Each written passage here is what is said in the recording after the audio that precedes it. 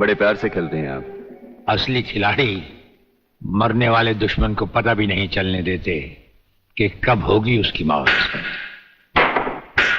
तो फिर प्रलयनाथ को छोड़ क्यों दिया? क्या उससे गले मिलने गए थे? गले मिलने गए थे? उसके गले का माप लेने गए थे कि वो फंदे की मौत मरेगा या हमारे पंजे की। वागले, गर्मजोशी अच्छी चीज है लेकिन हमेशा काम नहीं आती। तुमने तो देखा ही होगा, इसी गर्मजोशी की वजह से तुम कई बार सस्पेंड हो चुके हो। नौकरी की परवाह है किसको? यहां है कौन अपने पीछे रोने वाला? इस ईमानदारी की वजह से बहुत कुछ भुगता है, कोई तकरार नहीं है सर। लेकिन ये गुनाहगार कानून को हाथ में लिए फिरते हैं और मैं हमेशा कानून के दायरे में रहकर काम नहीं कर सकता। अपना तो उसूल है, पहले लात फिर बात, उसके बाद मुलाकात। भाई वागले, अपना तो उसूल है, पहले मुलाकात फिर बात और फिर अगर जरूरत पड़े तो लात। बड़ी उम्मीद थी आपसे, लेकिन अब पता चला आपका रास्ता अलग, मेरा रास्ता अलग। आप नरम खून के, मैं गर्म खून का। हम एक साथ काम नहीं कर सकते सर। वागले, तुमने समझा कि जिंदगी में सिर्फ तुमने ही बहुत कुछ खोया है। इस इंसान को देखो, जब चाहता एक घर बसा सकता था, लेकिन नहीं, इस अकेली जान को हमने अपने देश के लिए उठा रखा है। दोनों का मकसद एक है, मंजिल एक है, सिर्फ रास्ते अलग अलग हैं। नहीं वागले, हमारे रास्ते भी एक हैं, मंजिल भी एक है। और फिर इतनी बड़ी दुनिया में तुम्हारा कौन है? कोई भी नहीं, सिवाय फर्ज के। इस दुनिया में हमारा कौन है? कोई भी नहीं, सिवाय फर्ज के। अगर फर्क है तो सिर्फ सोचने के ढंग में और काम करने के तरीके में। अब हमें इस फर्क को मिटाते हुए ये युद्ध एक साथ लड़ना होगा।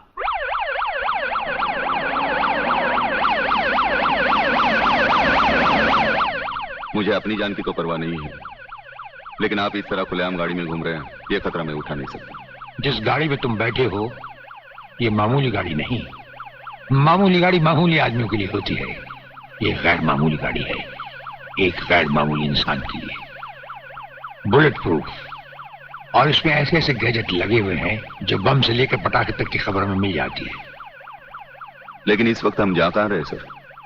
गाड़ी रुकने पर तुम्हें खुद ब खुद पता चल जाएगा।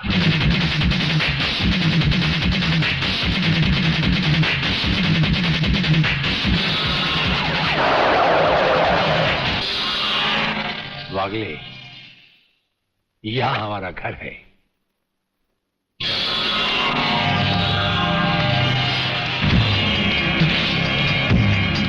यहां तो सिर्फ चारों तरफ जंगल ही जंगल नजर आ रहा है, रहने की तो कोई जगह ही नजर नहीं आ रही। अभी नजर आ जाएगा बहादुर।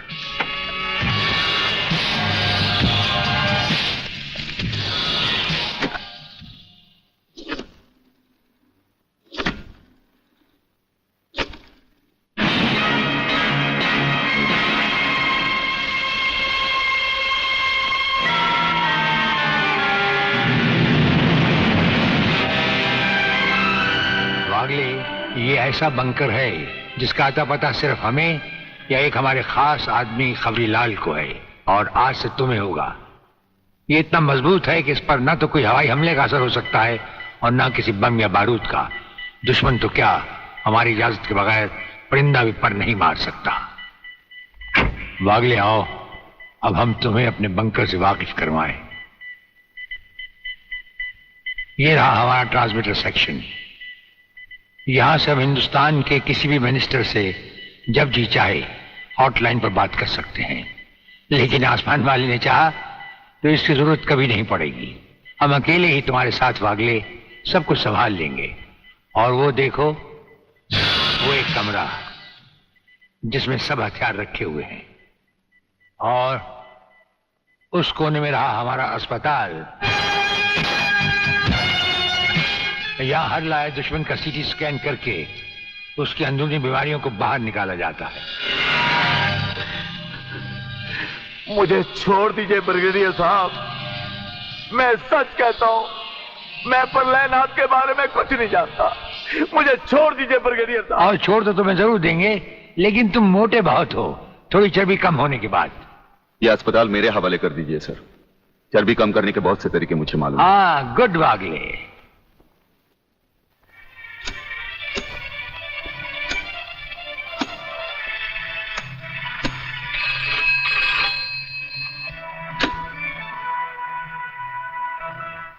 नमस्कार सर, मैं खबरीलाल बोल रहा हूँ। ओ खबरीलाल, आज के मुख्य समाचार ये हैं कि प्रलयनाथ गुंडा स्वामी ने खतरनाक किलर बब्बन खूनी को आपको खत्म करने के लिए एक बहुत बड़ी सुपारी दी है। हमारे नाम की सुपारी खाने वाले को जिंदगी भर दांत चबाने पड़ेंगे। ये हमारे नाम की सुपारी खाने वाले चमगादड़ के खाने पीने का ढाबा कहाँ है खबरीलाल? शहर से 40 मील दूर काली पहाड़ी के पीछे उसका एक अपना बहुत बड़ा मैंगो फार्म है। आज के समाचार समाप्त हुए।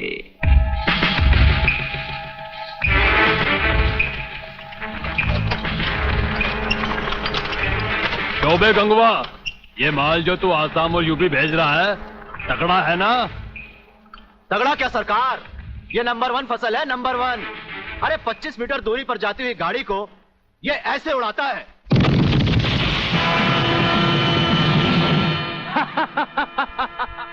देखा सरकार, ये अपनी बम फैक्ट्री में बना हुआ मैंगो का कमाल। यूपी और असम में आतंक फैलाने के लिए ये माल तो ठीक है, पर मुझे वो माल बता जो ब्रिगेडियर सूर्यदेव सिंह को उसकी गाड़ी के साथ जलाकर उसे राख कर दे। वो भी तैयार है सरकार। ये देखिए छोटा सा हापुस जो 50 मीटर की दूरी पर जमीन पर गिरते ही ऐसा फटता है कि मरने वाले की हड्डियों का सुरमा बन जाता है। ये देखिए।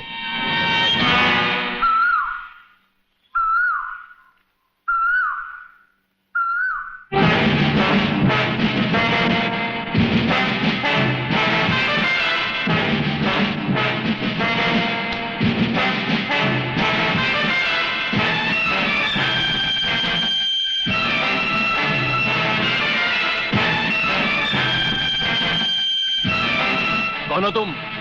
लगता है बब्बन मियां ने कल रात अपनी आंखों में सुरमा नहीं लगाया, जरा कम दिखाई देता है। ब्रिगेडियर सूर्यदेव सिंह? हाँ, ब्रिगेडियर सूर्यदेव सिंह। बब्बन मियां, हमें तो उसी के हाथों से मरना है जिसने हमें इस दुनिया में पैदा किया। तुम सब अपने आप को हमारे हवाले कर दो, वरना तुम्हारा बनाया हुआ आमों का बागीचा तुम सबका अपने हाथों से बनाया हुआ कब्रिस्तान बन जाएगा। तो आओ आगे और पकड़ लो मुझे, मगर इतना याद रखना कि जहां तुम खड़े हो उस पेड़ से लेकर मैंने अपने चारों तरफ माइंस बिछा रखी हैं। अगर इसके अंदर तुमने पैर रखने की भी कोशिश की तो तुम्हारे चीचड़े उड़ जाएंगे। यकीन नहीं आता तो ये देखो।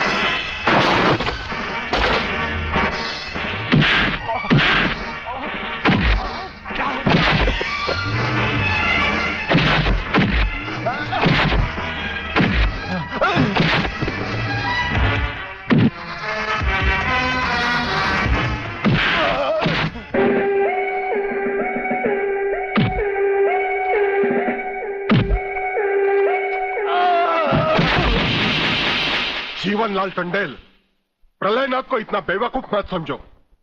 सारे शहर के पुलिस स्टेशन से पता लगाकर ही तुम्हें फोन किया है। अगर होम मिनिस्टर होते हुए तुम्हें यह पता नहीं है तो मुझे कल तुम्हारा रेजिग्नेशन चाहिए, समझे? अरे जानते हो, बब्बन और उसके साथियों ने जबान खोल दी तो सूर्यदेव सिंह हमारे लिए नर्क के दरवाजे खोल देगा। जल्दी से पता लगाओ और उन सबको छुड़वाओ। Yes, DCP Pathania speaking. अरे इंग्लिश को मारो गोली और हिंदी में समझो।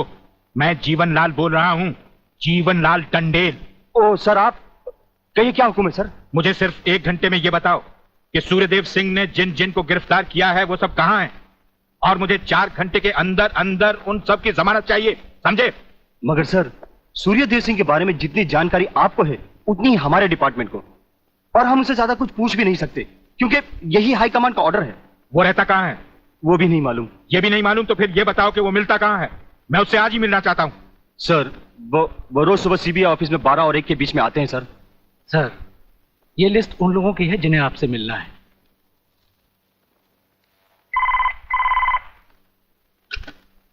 सर, मंत्री जी आपसे मिलना चाहते हैं। टंडेल का नाम है क्या इसमें? जी नहीं सर।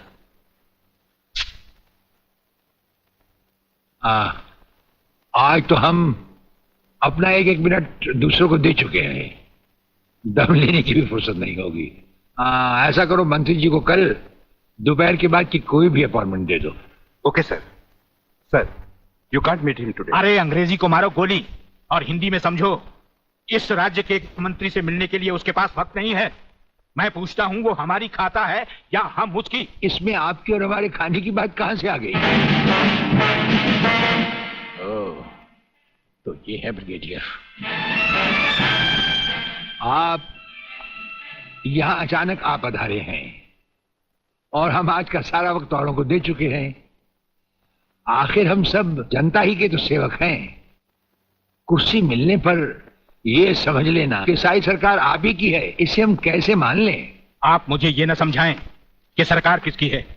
आप सिर्फ इतना समझिए कि आप एक सरकारी नौकर हैं और आपके सामने खड़ा हुआ ये इंसान इस राज्य का मंत्री है। खादी के कपड़े पहनने से और टोपी लगा लेने से कोई महात्मा गांधी नहीं बन जाता। और सुनिए, हमें नेताओं की भाषा ना तो पहले समझ आई थी और ना कभी आएगी। भाषा छोड़ो ब्रिगेडियर, मैं जो आपसे कहना। आपने जो कुछ भी कहना है कल कह लीजिएगा, आपकी अपॉइंटमेंट नोट करवा दी गई है। और एक बात ये भी याद रखिए कि हमसे बगैर अपॉइंटमेंट के कोई नहीं मिल सकता। और जहां तक हमारा ताल्लुक है, हम किसी से भी किसी वक्त भी कहीं भी मिल सकते हैं, हमारा जब दिल चाहे। शायद आपने वो लेटर नहीं पढ़ा जो सेंट्रल गवर्नमेंट ने आपको भेजा है। उसमें खासुल खास ऑर्डर है कि हमारे किसी भी काम में कोई भी दखल अंदाजी नहीं कर सकता। नमस्कार। नमस्कार।